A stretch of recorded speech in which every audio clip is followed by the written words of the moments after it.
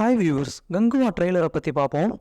ட்ரெய்லரோட ஸ்டார்டிங்லேயே பெரிய தீவை காட்டி அதில் நிறைய மர்மம் இருக்கும்னு, அது இன்னும் விடை காண முடியாமல் இருக்கும்னு ஒரு பாட்டி சொல்கிறாங்க.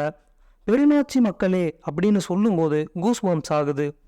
பெருமாச்சி அப்படின்னு பாகுபலியில் வர்ற மாதிரி மகிழ்மதி போலவே ஒரு குறிப்பிட்ட மக்களின் வசிப்பிடத்தை குறிப்பிடுது அப்படின்றதும் நமக்கு தெரிய வருது.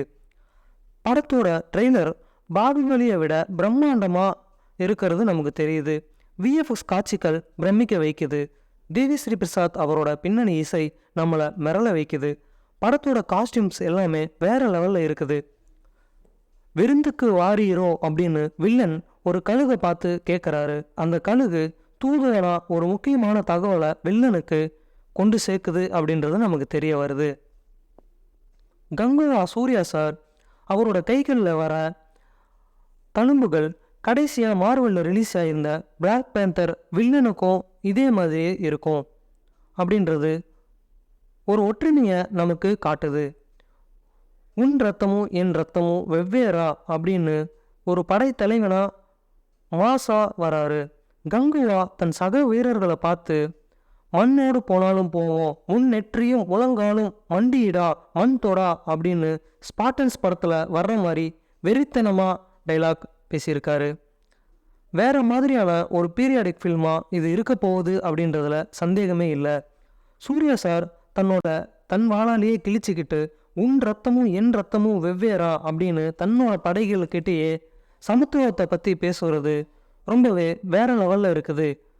அப்போது அங்கே வேற்றுமை இருக்குது அப்படின்னு நமக்கு தெரிய வருது. முதலையை குத்தி கொன்று குளத்திலிருந்து வெளியே வர சீன் ரொம்பவே மாசாக இருக்குது. ட்ரெய்லரோட இறுதியில் 2ஆம் பாகத்துக்கான லீடையும் கொடுத்துருக்காங்க.